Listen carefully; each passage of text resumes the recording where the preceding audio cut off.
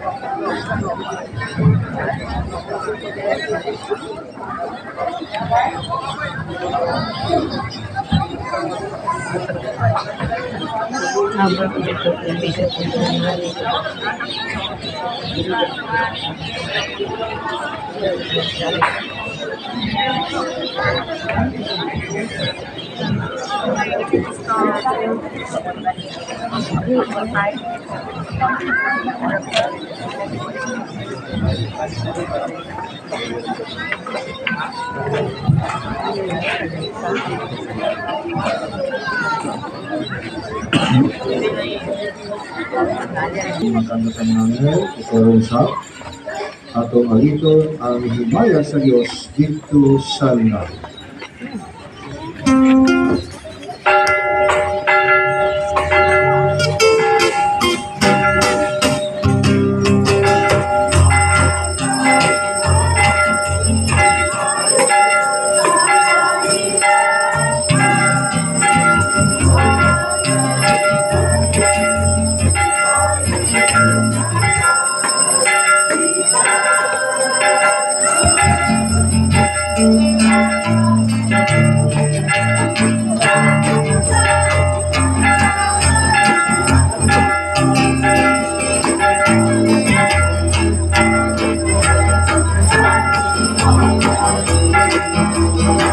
Kini mo ang buntag kanisa ang nabanahong Ginoo, ipakita sa niyang mga tinunan.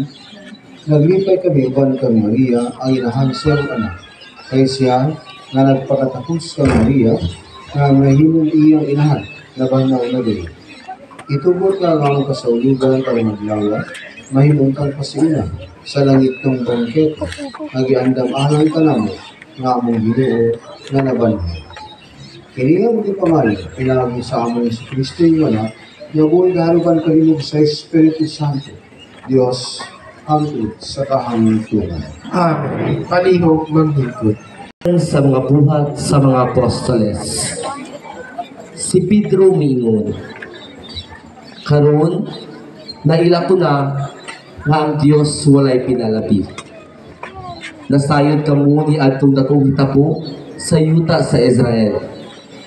Nagsugod kini sa Galilea, human sa pagwali ni Juan mahitungod sa bunyag.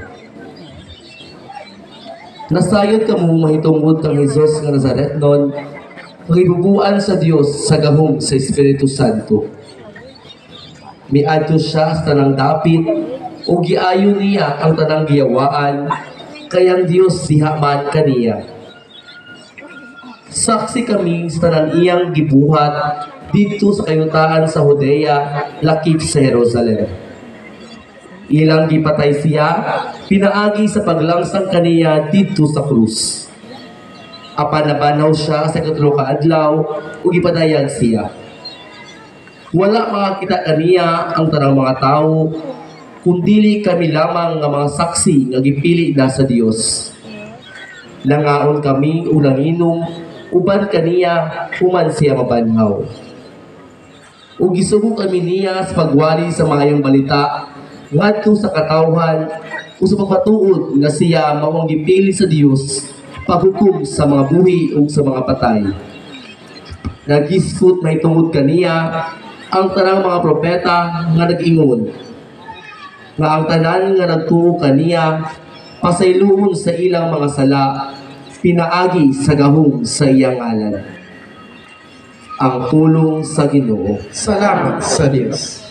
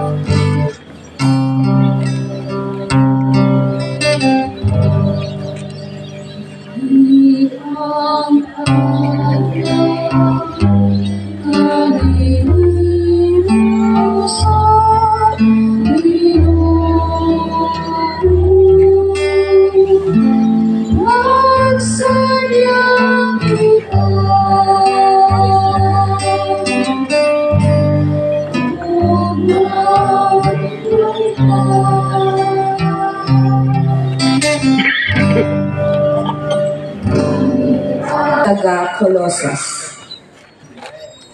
Sanglit gibanhaw naman kamo uban ni Kristo, tinguhaa ang mga butang nga atua sa langit, diin naglingkod si Kristo sa iyang trono sa tuo sa Dios. Hunahunaa ang mga butang langitnon, dili ang yutan-on. Kay namatay na kamo ug ang inyong kinabuhi natago uban ni Kristo diha sa Dios.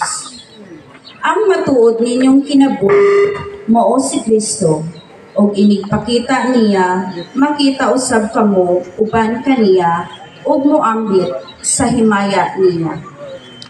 Ang pulong sa Ginoo. Salamat sa Diyos.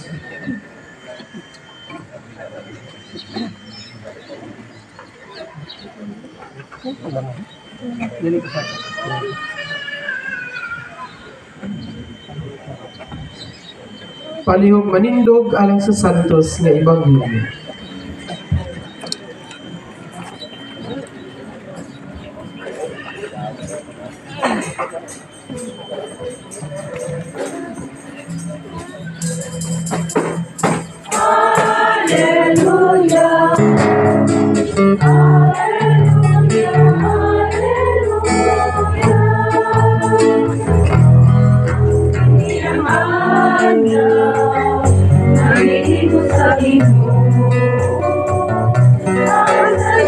Kita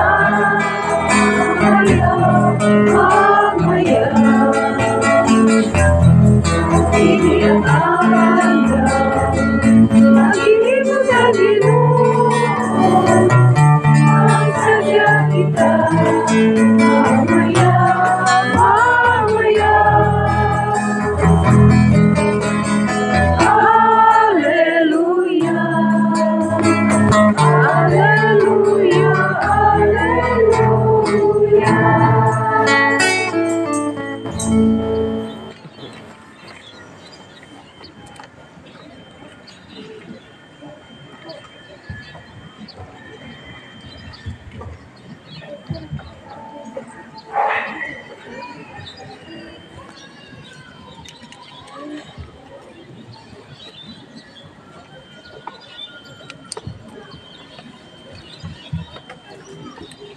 Ginoo mana kanini. Manaw sa kanimo.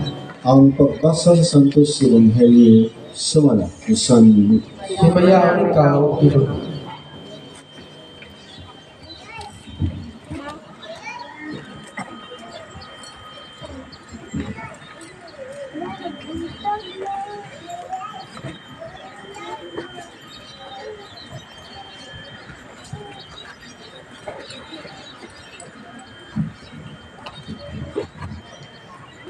Human makasulti si Jesus ngayon sa kababae ng bituan, kaliwala sa pundok sa mga tao o giingon kanina.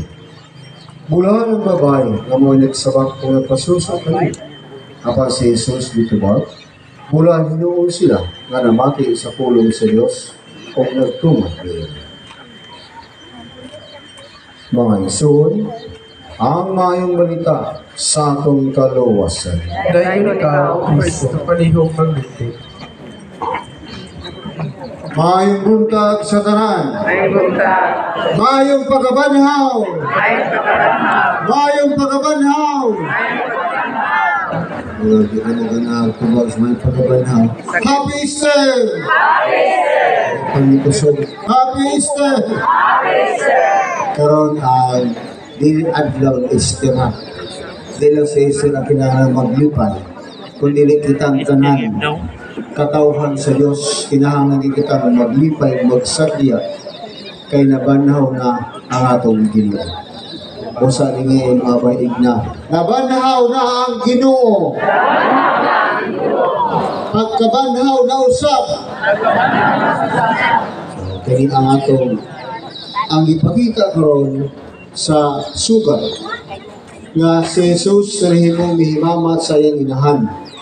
Ang inahan mo'y unang nakakita sa pagkabanhaw ni Kristo o sa nabanhaw lawas ni Kristo, ang iyang inahan mo'y unang nakakita. Matod pa sa introductory part kaganina, nakabahin kini sa atong tradisyon. Bisan pa man sa atong mga kinabuhi, nga dako kay kalimbigitan ng atong inahan sa atong kinabuhi isip iyang anak. Sa mga kasakit sa kalipay, anaagid ang rule sa inahan. Sabot na gid sa kasakit.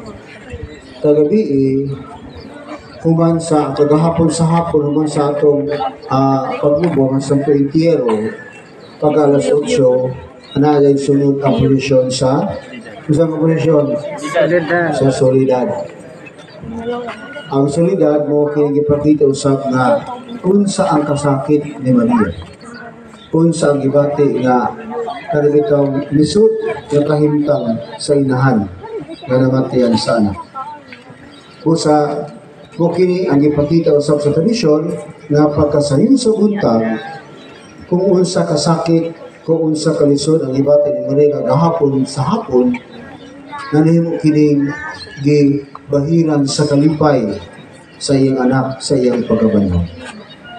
So kini usab ang nanahimo nga gipakita sa sugat karon.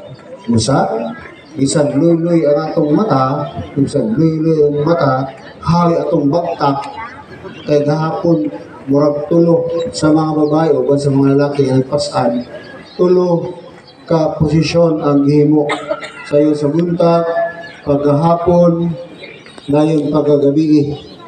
Ang mga bagtak hawi na sayo pagid karon og mata.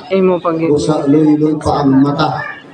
Apan kini dako kay kalabigitan sa atong kalipay. Bisan sa kakapoy anaa gayud ang balus na kalipay.